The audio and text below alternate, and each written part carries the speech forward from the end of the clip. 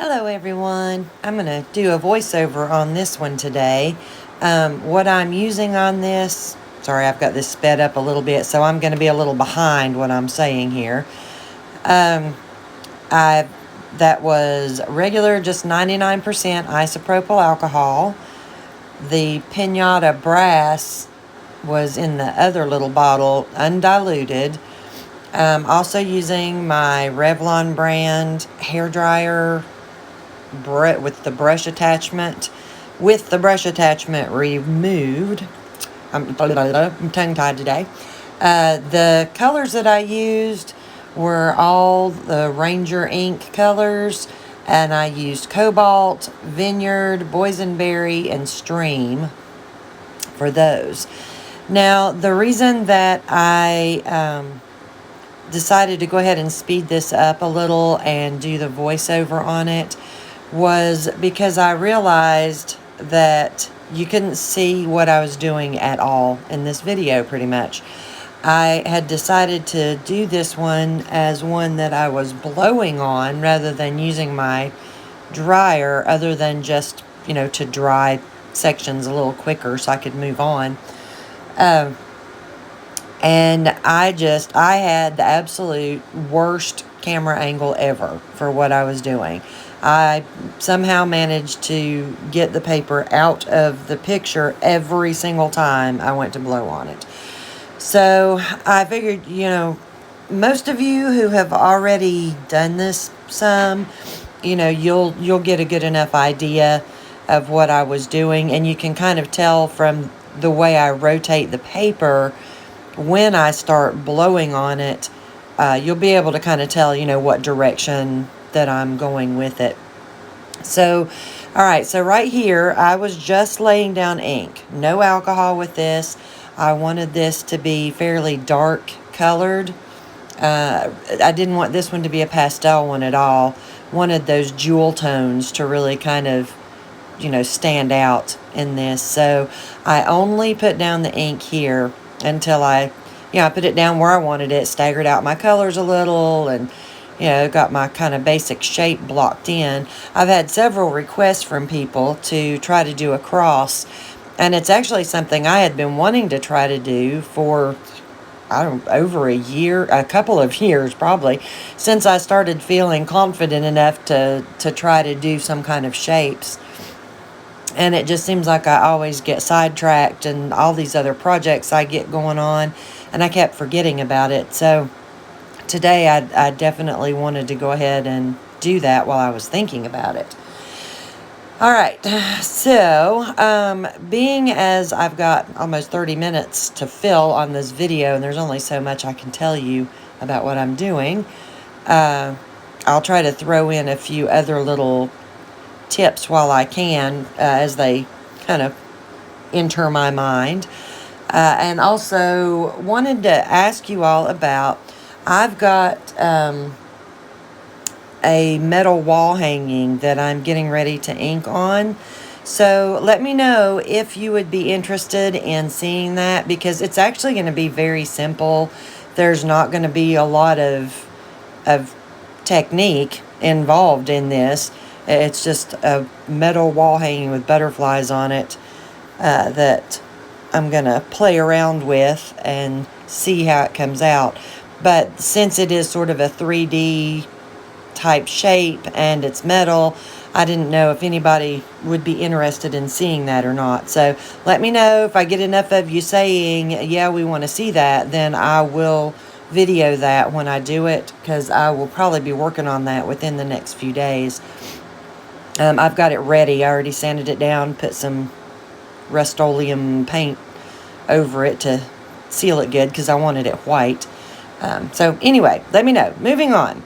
All right, so what I did, when I do one like this, I don't put any metallic down with the ink when I lay it down. I just do the ink. Then I put one drop of the Pinata Brass, and when I put down the alcohol, I do it in sort of a semicircle around the outer edge. You can see right there, just around the outer edge of the brass, but trying to get it up, touching the brass as well. but you want it on that outside to help keep your ink from forming such a hard line out there. Now, one of the tricky things with this, because I did use the Yupo on this, is that it does stain quite a bit. So everywhere that I laid down that ink, I was going to have a dark stain underneath it. Now, I wanted that this time because, to me, when I do one like this where I'm blowing on it, that staining underneath just adds another layer of color to it. And it adds some depth and other color, and I just think it looks really good.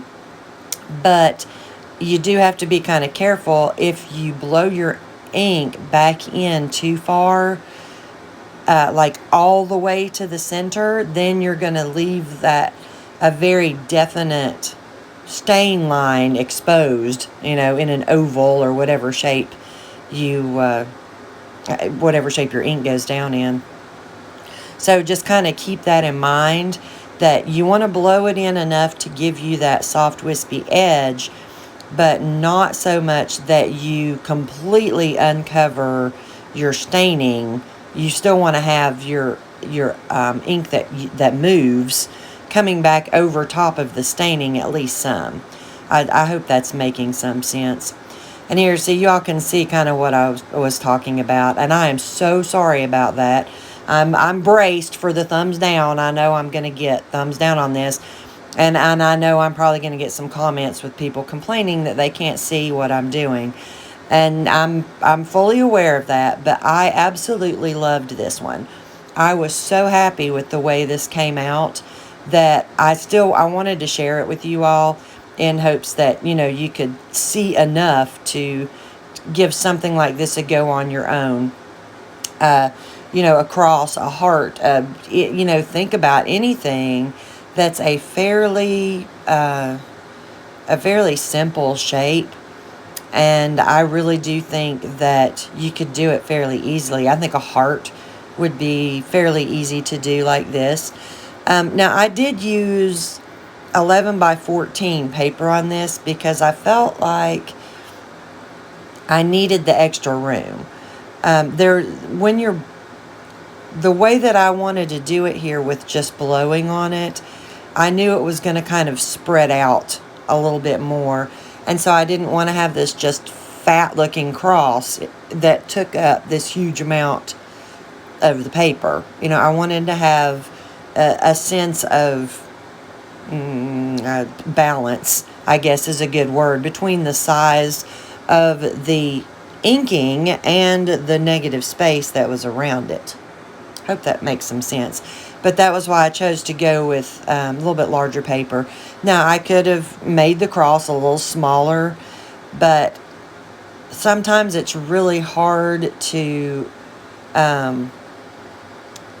get a small enough amount of ink to do anything very small, when I really wanted to make sure that I got, at least a few uses of every one of these colors in there.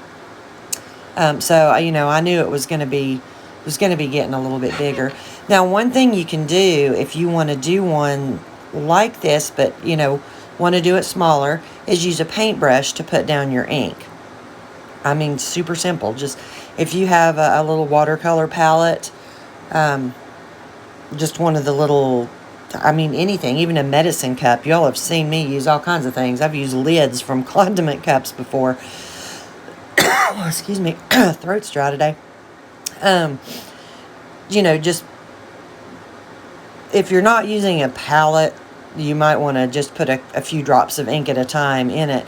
Just dip a paintbrush in it, no alcohol or anything, and then just paint your lines where you want your ink to go, and then keep on doing exactly what I've done here with the, if you want metallic, put down a drop of brass and then your ink, your isopropyl around it. And I kind of like to push the alcohol in just a little bit first. This is one reason you'll see me pick up the paper and move it around, because I want to loosen up the ink with the isopropyl. And then push it out some, and then kind of bring it back in some, and try not to give it a chance to dry out away from that center part. Now, if it does start to look like it's going to dry, I'll go back and put another drop or two of isopropyl in there towards the outer edge of what I've got to try to soften it and push it back in without having to rework the entire section again. Ugh, so sorry. So this right here was the part that I was worried about the most. So where the cross meets, and you've got this intersection, you know, I didn't want to end up with a round ball right there from so much ink. And you can see I got a little too much ink in some areas right in there. So that was a little tricky to me. I did have to try and make sure that I did a lot of blowing up into that angle to try and keep the ink pushed in right there. And I ended up with a pretty decent buildup of ink in that intersection, but it looks fine, doesn't look bad at all. So I wasn't worried about that at all. Y'all may hear that a lot on this one. It's been so long since I've done a voiceover. It gets a little hard to remember what I've told you all and what I haven't quite a bit before. Somebody smack me every time I say I hate hearing people do that, and I do it myself. So I'm really sorry about that. Okay, one thing you'll see me do on here is I will occasionally rub the paper with my finger, and there it went. See? I was seeing into the future. Another thing that you'll see me do is with the cotton swabs. I'll put just 2 or 3 drops of alcohol on a cotton swab and rub at an outer edge every now and then. Now, what I'm usually trying to do when I do that is get rid of the brass ring that gets left out there. A lot of times the brass moves faster than the ink does, and so as the ink comes out, the alcohol and the ink comes out, the brass comes out first, and then when I blow it back, I've already got that little ring of brass at the outer edge. And some people like that. My husband actually likes that. He thinks that that ring out there looks kind of cool, but it's just, I don't love it. I just think I don't hate it either, but for me, I just think it looks better and cleaner if I get that off there. If there's not any color out there with it, just this odd little curve of brass on white out there. So I'll rub it with my finger. If I can't get it off with my finger, I'll, like I said, dampen just a little cotton swab with 2 or 3 drops of alcohol out of my little needle nose bottle, and then just very carefully and gently clean that off out there. I just think it looks better. That's just my personal taste. And, you know, something to remember is it's all subjective. It's all your personal taste. Your paintings don't need to look like mine. Mine don't need to look like yours. If you start, and I've said this before, but if you start comparing your paintings to mine, you're going to be unhappy with what you do, because I don't care what you do, you cannot 100% get the same results as someone else that's using alcohol ink. I mean, this is about as abstract as a medium gets, is when you're putting it on paper and blowing it with air, whatever that air comes from. That's about as abstract as you can get, and impossible to 100% copy as you can get. And so everyone's is going to come out a little bit different. Just because it doesn't look like mine doesn't mean there's anything wrong with it. It may look better than mine to a lot of people. Art is so subjective, and that's why there's so many different styles of art. You know, it's all a matter of taste and what different people like. And some of you all have sent me some pictures, and and I think you're doing a fantastic job. And I know a lot of people are so hard on themselves, and you need to not be. You just need to not be. We are our own worst critics. I am so guilty of that. I'm terrible to look at a painting and go, oh my gosh, that's awful. So, I mean, let me tell y'all, I would have had a video posted, uh, in between, somewhere between this one and the last one, except when I got done with the painting, I was just like, okay, no. I mean, I believe in showing y'all my mistakes and how to fix them, but that painting, it was just bad, and there would have been a lot of you all that would not have thought it was bad. I guarantee it. My husband didn't think it was bad. He said his response was, well, it's not one of your best, but it's pretty. But to me, it was just, no, can't do it. Cannot do it. So I ended up not even posting that video.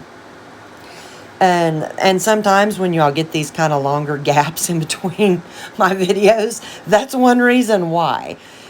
Because, I mean, I do have to have a certain level of satisfaction with a painting before I want to put it on there. I mean, you all don't want to watch me look like somebody who it's their first day trying to use alcohol inks, because that's not why you watch me. So I'm hoping that you all don't mind that I do that I sometimes skip certain videos and don't put them on there. So, I mean, I put on ones that I'm not always thrilled with, and that doesn't bother me, but every now and then I do have one that I'm just, oh, yuck, hate that, probably going to wipe it off completely and start all over. So, we'll see. It just kind of looked like a hot mess to me. So, anyway, moving on. Now that I've jabbered. See, I know a lot of you are probably already thinking, oh my goodness, why did she have to go back to the voiceover? Because now we have to listen to her talk way too much. So, that's what my granddaughters tell me. Stop talking, please. They hate listening to my videos. They absolutely hate it. If I go back to look over something, they're just like, can you mute that? They hear my voice too much anyway. And they say I talk too much. Unfortunately, they've learned that from me, so now we all talk too much and probably drive my husband nuts. So, let's see. As far as knowing, like, what side, how to approach this, I just kind of went back and forth between the sides.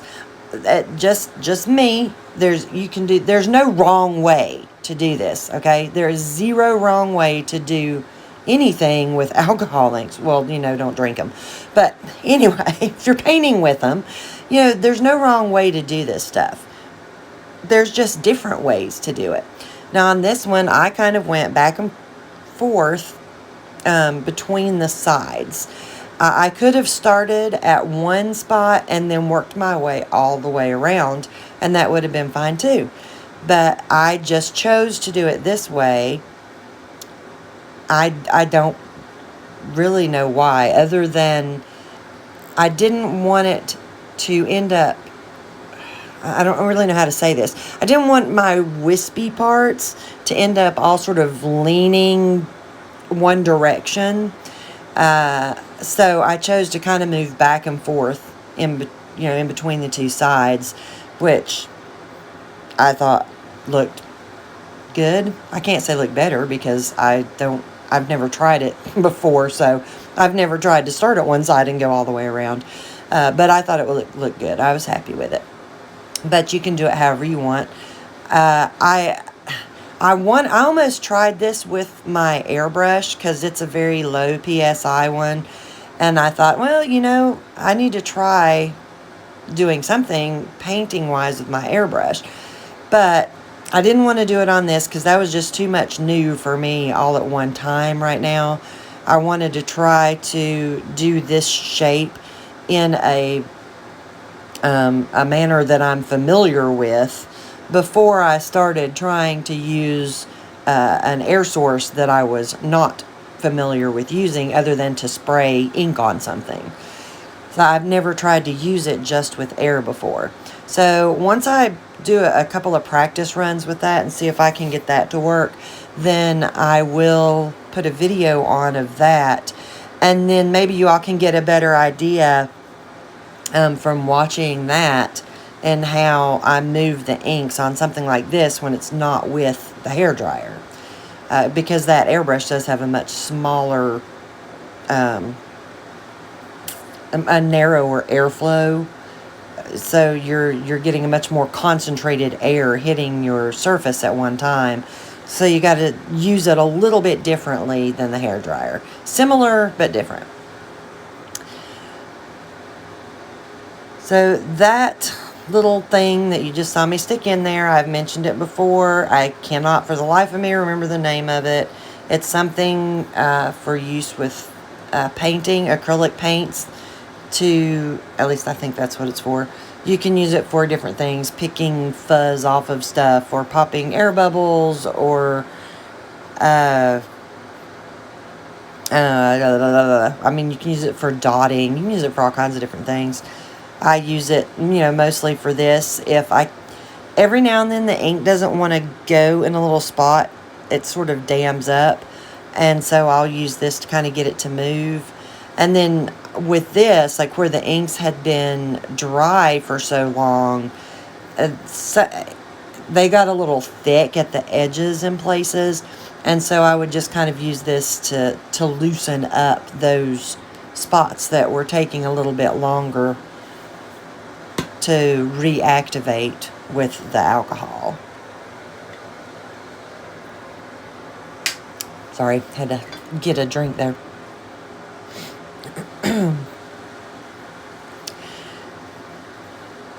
So when you see me use the hairdryer on this, and I may have already said this, but yeah, all I'm doing is just drying that spot. I've got the ink where I want it to go, and it's, it's dry-ish, and I'll just use the hairdryer to go ahead and dry it the rest of the way once it gets to the point that the inks are not going to move very easily. Partly just to speed up the process, but also partly because you will get more in the way of moisture beads if you're blowing on it. Just the humidity from your breath does cause a little bit more moisture beading on your paper. So I did try and do, I did try to hit it with the hairdryer, especially if I saw those little moisture beads really starting to form, just to keep from having little polka dots on my painting. Now you see I didn't get it exactly straight. I did try to come back and straighten it out just a touch.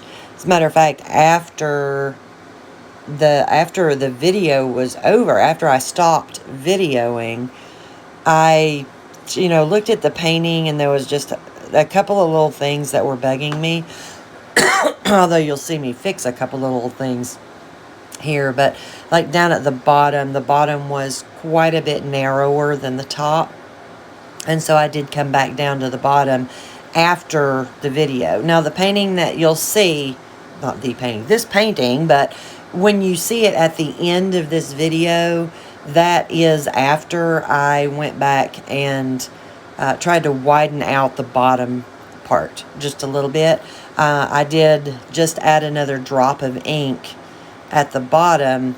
I used just one drop of stream at the bottom and dried that, and then worked it just like I, did all the rest of the painting, just to try and widen that out just a little bit.